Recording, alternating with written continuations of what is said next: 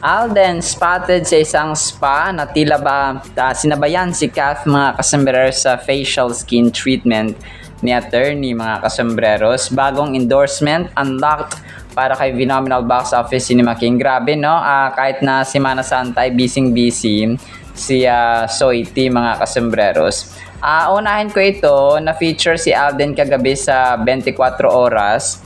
Natakal dito yung grabe no, ang inisip kong spill niya dito ay yung sa Love Siargao niya na magsisimula na sila ng taping ngayong April. Pero hindi, yung na-highlight dito yung kanyang Code Grey na isang medical drama series mga kasambreros. So hindi ko lang kung anong lagari na naman ang gagawin dito ni Alden, pero of course ay magaling naman sa time management at scheduling si Soy T at ang kanyang buong team mga kasambreros. So yakang-yaka ni Soy Tito. And dito ko nalaman, no, grabe, na yung sabi doon ni Alden sa kanyang pagbibisikleta nga sa BYD Triathlon, parang sabi niya sa natitirang 10 kilometers ng pagbibisikleta niya, parang gusto niya na mag-give up, no? Parang gusto niya na sumuko mga kasambreros.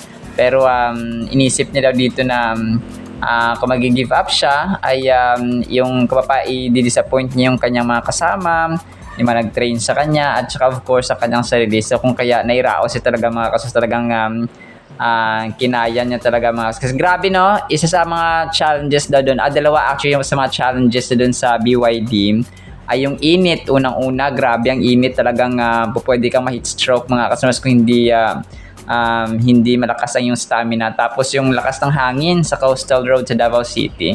So ito yung kanyang na-mention dito mga kasambreros.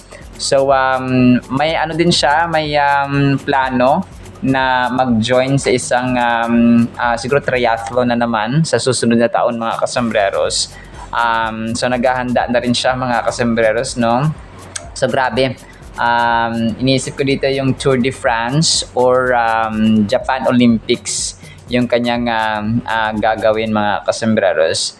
So yun, grabe no. Mamaya i-play ko ito mga kasambreros para mapakinggan niyo po mga kasambreros. So hindi ko alam kung grabe.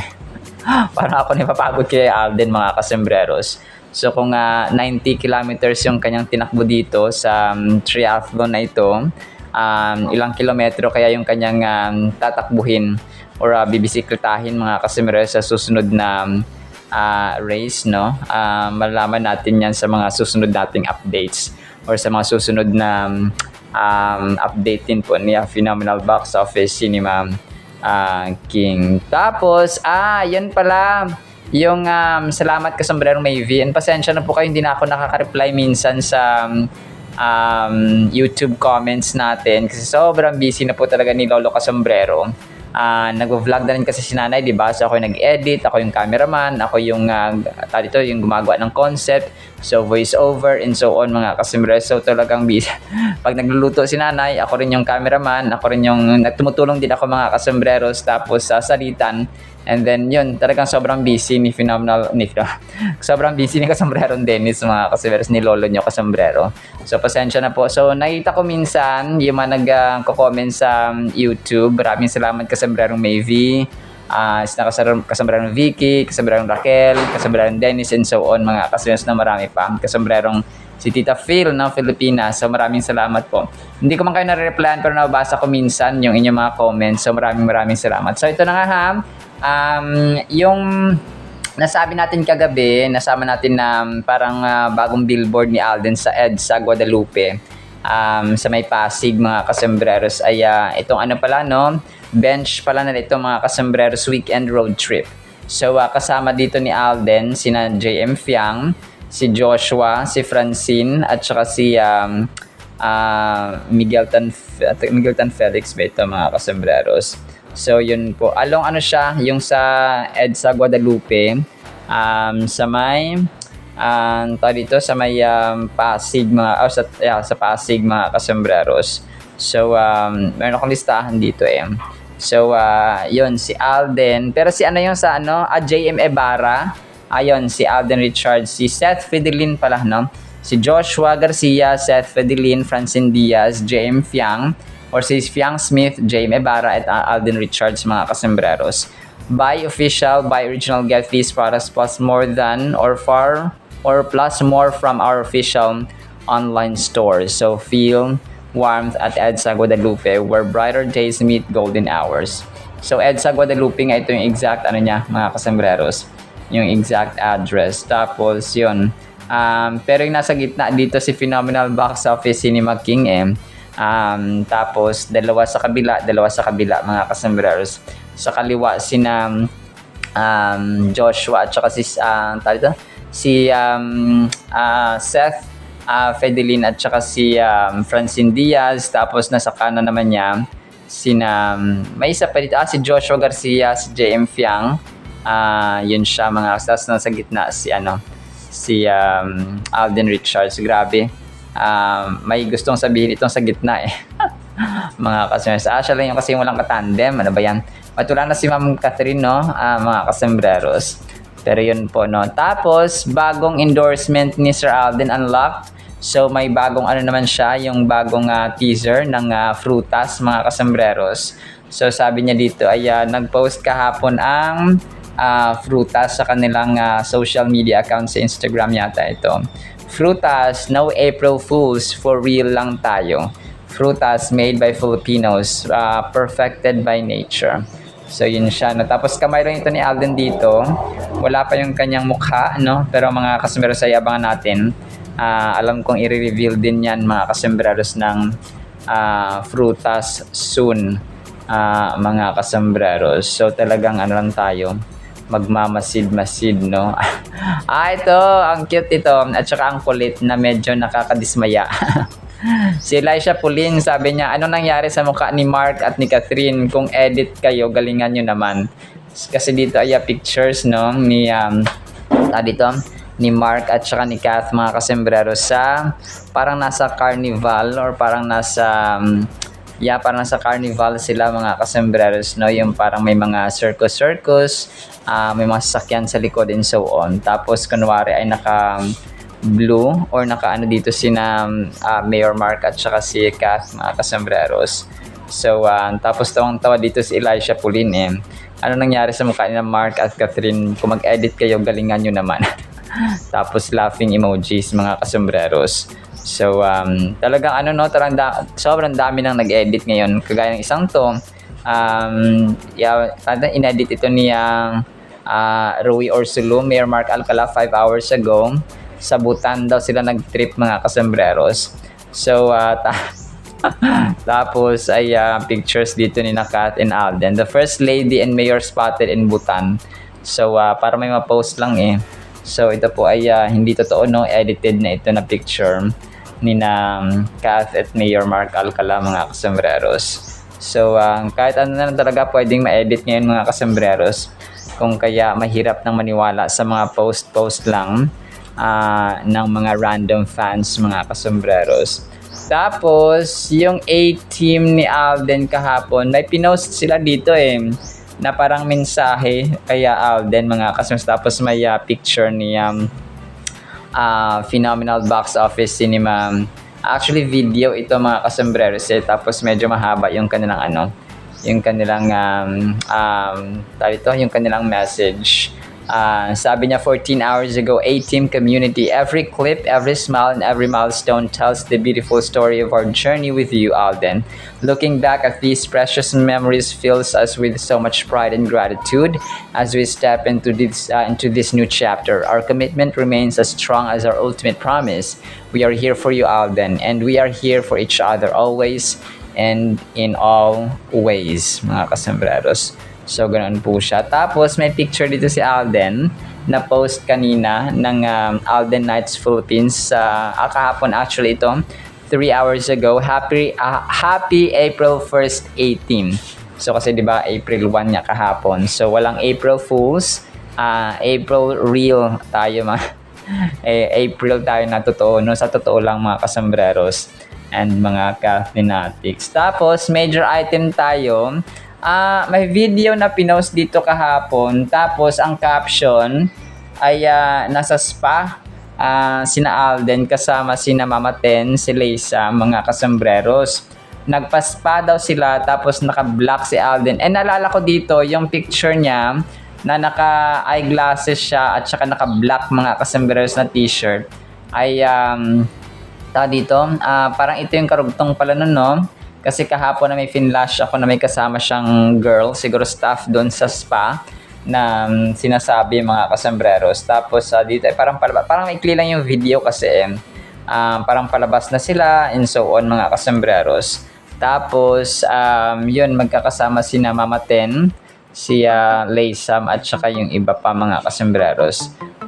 And yun, and naisip ko parang magkasabay lang sila parang actually parang hindi siya na-upload kahapon na real time. So ibig sabihin parang the previous week, no, the previous days mga kasambreros. So parang ganoon. Naisip ko si Ma'am Catherine, di ba? Parang nagpaano din siya, nagpa-facial at saka bumisita kay kay Doc Ivy mga kasambreros naman nakarang araw. Tapos pareho pa sila ng outfit, no? Naka-black at saka naka-glasses. So dito, sabi ko parang parang parang twinning na naman at saka nagkatugma yung kanilang mga ganap mga kasambreros So pero yun po, no, wala lang akong talagang complete na video nitong video na pinost kasi sobrang ikli lang, parang palabas lang si Alden at saka si Laysam sa isang establishment na sabi nga ay spa, no, parang nagpa-facial or nagpa-skin treatment or nag-relax na po pwedeng ganoon mga kasambreros na ginawa nila dito. So pero try kong maghanap pa ng more complete video tungkol dito mga kasambreros for my further reference din po, no, at saka further information, additional information natin sa ating susunod na vlog mga kasambreros. So i-update ko rin po kayo as usual, no, mga kasambreros. So yun, marami actually akong inaabangan na mga update mga kasambreros. Tapos may isa dito na may picture si Alden naka-black din siya. Tapos may isang fan dito na nagpa-picture sa kanya. Hindi siya, parang dark blue or navy blue mga kasambreros yung kanyang suot dito na parang sweater or sweatshirt mga kasambreros yung kanyang suot dito. Parang nagpa-picture si Alden. Yun, naka-dark din siya or naka-dark blue mga kasambreros. Nag-isipan ko kung anong event dito ni Alden. Pero yun, hindi naman siya ARXV, no? So malayong malayo mga kasambreros. Tapos may isa rin dito na actually 3 pictures ito na may kasama si Alden na mga dito parang kumain sila sa labas, something like that mga kasambreros. Tapos yun, parang staff and crew sa isang restaurant or sa isang kainan mga kasambreros yung kasama dito ni Alden Tapos yun, naka-black din siya dito at saka naka-glasses mga kasambreros. Hindi ko lang din alam kung saan ito. Hindi ko siya parang walang pangalan ang file mga kasambreros. So pero dito ay of course enjoy ang mga staff and crew na ito, no, habang nagpa-picture kay Phenomenal Box Office Cinema King mga kasambreros. So wala rin kasi siyang pangalan, no, pero kung alam niyo po ay sana ma-comment niyo po, no, at saka malaman natin kung saang ito. Kumain ba sila parang kasi di ba pupunta ka naman, hindi ka naman pupunta siguro sa isang restaurant or sa isang kainan kung hindi ka kakain mga kasambreros. Pero yun po, no, medyo limited ang aking aking information mga kasambreros sa pictures na ito. Nevertheless, no, yan lamang ang ating items sa vlog na ito mga kasambreros sa Kathden. So hoping, no, sana ay nagkita ang Kathden or nagpa-spa pareho mga kasambreros, no.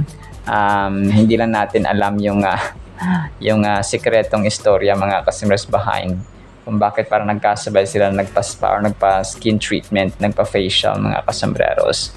Alright, so yun lamang po sa ating countdown items. Ipi-play ko po itong 24 oras para mapakinggan ninyo mga kasembreros, and then pakinggan natin ang salita ng Panginoon na napakahalaga po sa ating buhay. Isang pinagpalang araw po ha sa bawat isa. Naghahanda na si Alden Richards para sa isang upcoming Kapuso medical drama series at sa mas matinding race na sasalihan niya next year. Pero kahit packed ang schedule, naglaan si Alden ng time para makabonding ang kanyang mga taga-suporta. Makichika kay Nelson Canlas. Busy man sa showbiz commitments at iba pang projects, may time pa rin si Asia's multimedia star Alden Richards na makibonding sa kanyang 18 fans at supporters. Hindi lang basta dumalo si Alden, nakisaya at full support siya sa community events ng 18. Sa panayam ng GMA News, beyond belief but grateful pa rin si Alden sa napagtagumpayan niyang triathlon relay race na kanyang sinalihan kamakailan sa Davao City. Sanay na raw ang kanyang katawan sa biking, pero marami pa siyang challenges na hindi niya inasahan na kanyang kakaharapin sa araw na yun. Kumapit lang daw siya sa kanyang pananampalataya at paniniwala na malalampasan niya ang ilang oras ng pagbisikleta. The race route was situated alongside the coastal road of Davao City. So, bukod sa napakainit, yun yung isa sa physical difficulty. Yung hangin, during the last 10 kilometers, gusto ko nang mag-give up eh. Kasi bumibigay na yung katawan ko, bumibigay na rin yung legs dahil sa pagod saka sa init. And but sabi ko, either one, hindi ko siya tatapusin, tapos di-disappoint ko yung mga taong naniwala sa akin, and most especially, I would disappoint myself. Or I would finish it, bibigay ko lahat, I will empty the tank, and make everyone proud and happy of all the efforts I've done to be able to finish the race. So syempre, doon tayo sa positive. Kaya tinapos natin ang ganun. Dahil nasimulan na niya ito, gusto raw ni Alden na magtuloy-tuloy na para sa iba pang race. Maghahanda na rin daw si Alden para sa mas matinding race next year. Speaking of preps, nagre-ready na rin si Alden para sa upcoming Kapuso medical drama series na kanyang pagbibidahan soon. Pre-production is being done right now, so magkakaroon siguro kami ng StoryCon very soon. And most probably, middle of the year, start na ng grind. Painit ng painit ang mga tapatan sa reality dance competition sa GMA na Stars on the Floor Season 2. Alden spills the beans kung ano-ano ang mga may expect ng mga viewers sa kolabanan sa dance competition. Papalapit na ng papalapit din kung sino ba talaga yung mapipili nating ultimate dance star duo, and at the same time, balik na ulit tayo sa scorean, sa leaderboards, kung sino yung para mapili natin kasi yung ultimate dance star duo. Accumulated siya all throughout the episode, starting from the day na naging permanent duo sila. So abangan nyo, maraming plot twists na mangyayari dito sa Stars on the Floor dahil sobrang gagaling lahat ng mga duos na napapanood nyo every Sunday. Nelson Canlas, updated sa Showbiz Happening. Sobrang the best ng ating Word of God mga kasembreros. Ang title natin ay Humingi Ka Lamang.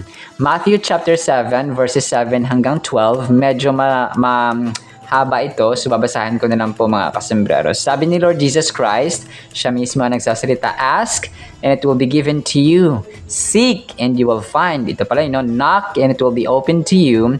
For everyone who asks, receives. And he who seeks, finds. And to him who knocks, it will be opened. Or what man is there among you who, if his son asks for bread, will give him a stone? Or if he asks for a fish, will he give him a serpent? If you then, being evil, know how to give good gifts to your children, how much more will your Father who is in heaven give good things to those who ask him? Therefore, whatever you want men to do to you, do also to them, for this is the law and the prophets. Grabe ang ganda nito mga kasembreros. So kung pababa tayo hanggang pataas, titingnan natin yung verses from 12 to 7. Ay sabi niya dito, whatever you want men to do to you, do also to them, for this is the law and the prophets. So kung anong gusto mong gawin ng tao sa iyo, ay gawin mo sa kanila. kasi ito yung batas at ito yung tinuro ng mga propeta, mga kasembreros. Grabe, no? Kasi kung gumawa ka ng masama, so, babalik sa iyo kasamaan, no? Kapag nagtanim ka ng hangin, bagyo ang iyong aanihin, no? Ganon siya, mga kasembreros. So kung gumawa tayo ng masama sa ating kapwa-tao, don't expect na ituturing ka rin at saka tatatuhin ng mabuti, mga kasembreros. So kapag nagtanim tayo ng kabutihan, aani tayo ng kabutihan. Kumbaga pa, kung nagtanim tayo ng kamote, mag-aani rin tayo ng kamote. Kung nagtanim tayo ng gabi rin ang ating aanihin. So kung nagtanim tayo ng kabutihan, ay expect natin ang kabutihan. So may mga times na napapersecute tayo, mga kasembreros, because of doing good. Minsan na-misinterpret nila, for example, na kunwari pag tumulong ka, tapos isipin ng iba, bakit kaya ganito ganyan. So hayaan natin sila. Ang importante ay tama yung ating ginagawa at pleasing tayo sa harapan ng Panginoon because we are doing His will. No, we are doing what is right and pleasing sa harapan ng Panginoon, mga kasembreros. So yung thoughts nila, yung judgments nila, mga kasembreros, ay hindi na yun importante. So kasi kapag gumawa ka ng mabuti, for example, yung isa lang doon yung mag-oppose or gagawa ng kwento, for example, or persecute ka, pero ang siyam doon sa 10 na witness, mga kasembreros, ay makapagpatunay na yung intention mo ay tama, no, mga kasembreros. So ganoon po siya. So huwag tayo mapagod, no, sa paggawa ng mabuti, mga kasembreros, sa iba, especially sa ating mga kapatiran sa simbahan ng mga kapwa mananampalataya natin. So ito, sa verse 11, sabi dito ni Lord Jesus Christ, "If you then, being evil, know how to give good gifts to your children, how much more will your Father who is in heaven give good things to those who ask Him?" So grabe, no? Kung tayo nga, sabi niya, tayo nga namang masama kasi yung nature talaga ng tao, meron tayong hidden evil personality sometimes, no? Kasi hindi tayo perfecto. Ito yung ibig sabihin ni Lord Jesus Christ. Tayo nga na hindi perfecto, tayo nga na nakakagawa ng kasalanan, ay nagbibigay tayo ng regalo at saka mga mabubuting bagay sa ating mga anak. So how much more ang Diyos natin sa heaven, no? Yung ating Diyos Ama na nasa langit. Grabe, no? Napakalalim nito, mga kasembreros, na yung tayo nga na hindi tayo perfecto, pero pag humingi yung ating anak, ay nagsisikap tayo, no, para mabigyan sila ng mabuti or kabutihan at saka good future, for example. So how much more ang ating Diyos na mabuti, sa lahat na mabuti, incomparable yung kanyang goodness, endless ang kanyang goodness, eternal at saka forever ang kanyang goodness. So kasi siya yung source ng goodness, no? Kasi we are just human beings. So every time we do goodness or kindness or compassion to other people, nagiging source natin, no? Kung yung Diyos Ama yung ating source, mga kasembreros. So wala nang iba. So 'di ba, grabe, no? Parang yung comparison dito ay hindi natin pwedeng kumpara ang kabutihan ng Diyos sa tao, mga kases, because tayo nga daw, no? Yung kapatid natin, for example, asawa, anak, magulang, or so on, pag humingi sa atin tapos meron tayo, so 'di ba, binibigyan din natin, mga kasembreros. So how much more ang Diyos Ama natin na labis-labis at saka walang kapantay ang kanyang pag-ibig natin. Sabi nito sa verse 10, no? Or if he asks for a fish, will he give him a serpent? So pag umiba ng isda ay bibigyan ng ahas, no? Ganon, mga kasama. So parang may sarcasm dito, pero tama, no? May truth behind this sarcasm, or para siyang metaphor, mga kasembreros. Sabi niya sa verse 9, or what man is there among you who, if his son asked for bread, will give him a stone? So pag humingi daw ng tinapay, bibigyan ba natin ng bato? No, 'di ba, something like that, mga kaso. Siguro wala na sa tamang pag-iisip ang magulang, ang tatay or ang nanay, na ganoon na pag humingi ng ganito yung anak niya ay kabaliktaran yung kanyang ibibigay, mga kasembreros. So kung kaya sasabihin nito sa verse 7 ay ask and it will be given to you, seek and you will find, knock and it will be open to you. Grabe, no? So ibig sabihin po nito ay yung Diyos natin yung ultimate source ng lahat-lahat ng kabutihan, as in lahat-lahat, mga kasembreros. This verse from the Bible found in Matthew, so specifically sa 7, mga kasembreros, is a powerful call to action for believers. It encourages us to be proactive in our faith and relationship with God. Asking, seeking, and knocking signify persistent and intentional efforts to connect with God. So, intentional, mga kasembreros. Hindi tayo si Juan Tamad na mag-aantay na lang ng biyaya, no? Kung parang nandyan yung pagkain, ay ngangangala lang siya, mga kasembreros, ayaw niya pang ngumanga sa labis na katamaran mga kasembreros. So dito po ay persistent, proactive, at meron tayong effort na gagawin mga kasembreros by doing the will of God. So ano yung will, no? Love the Lord your God with all your heart, mind, soul, and strength, and our fellow people. Love our fellow people or neighbors as we love ourselves mga kasembreros. So, ganoon po siya. So, you cannot say na mahal mo ang Diyos kung hindi mo mahal ang tao. So, hindi mo rin pwedeng gawin na sabihin na mahal ang tao lang mamahalin ko pero hindi ko mahal ang Diyos. No, hindi ko pwede yun.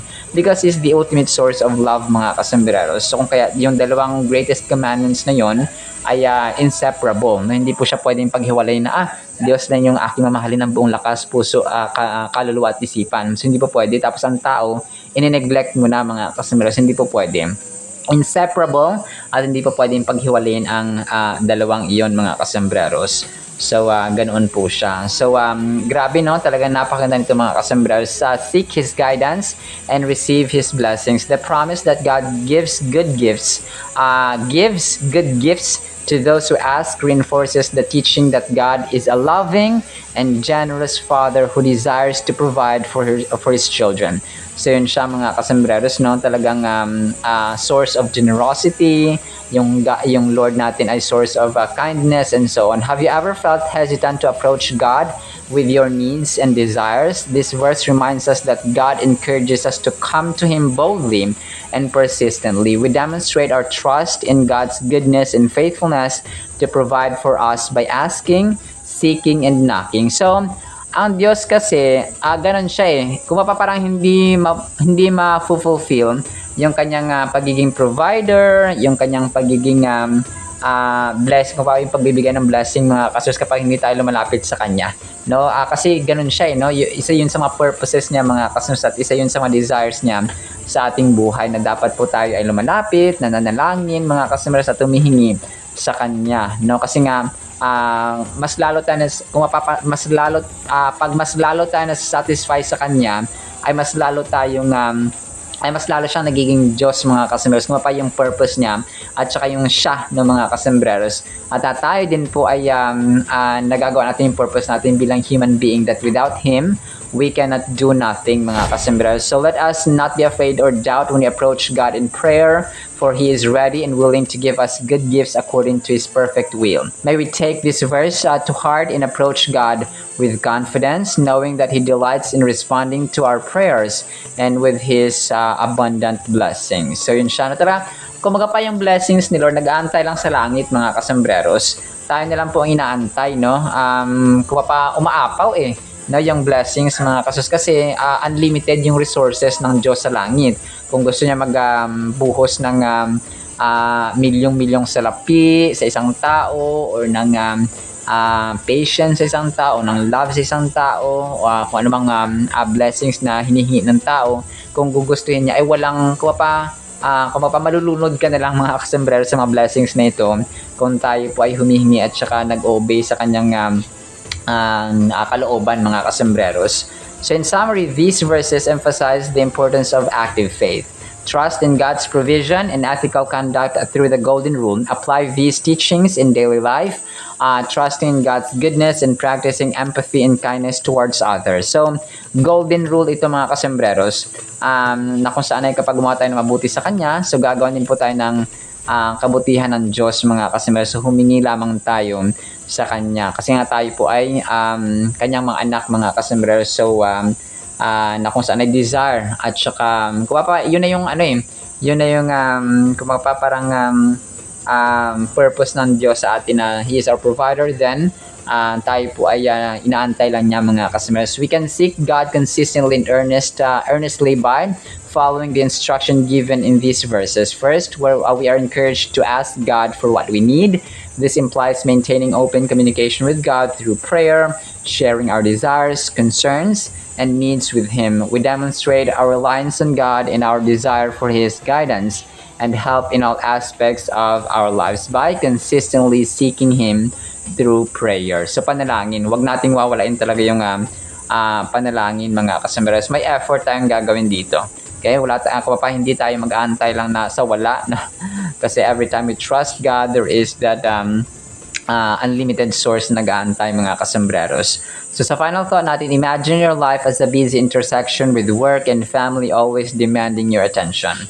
When you truly seek, doors will open like green lights guiding your path. Knock with faith and opportunities will unfold like a beautifully set dinner table ready for you to participate. So parang nag-aantay na lang yung dinner table mga kasambreros ng mapagkain para sa atin. So tayo lang pong inaantay, no? Magiging busy tayo, yes, pero wag natin kaligtaan na meron tayong schedule sa ating Panginoon sa panalangin, sa pagbabasa ng kanyang salita at paggawa ng kalooban araw-araw. Okay? So humingi ka lamang. Humingi lang tayo mga kasambreros. Alright? So yun lamang po sa Word of God, ha? No? Pagpalain po tayo ng pag-ibig, pananampalataya, pag-asa, and spirit of seeking and asking, praying mga kasambreros sa Diyos. Humingi lang tayo ng ating mga pangangailangan. In the mighty, holy, sweet, magnificent name of the Lord Jesus Christ, we pray with the communion of the Holy Spirit of the living God. And everyone said, Amen and Amen. See you sa next segment mga kasambreros, and paalam po. I love you.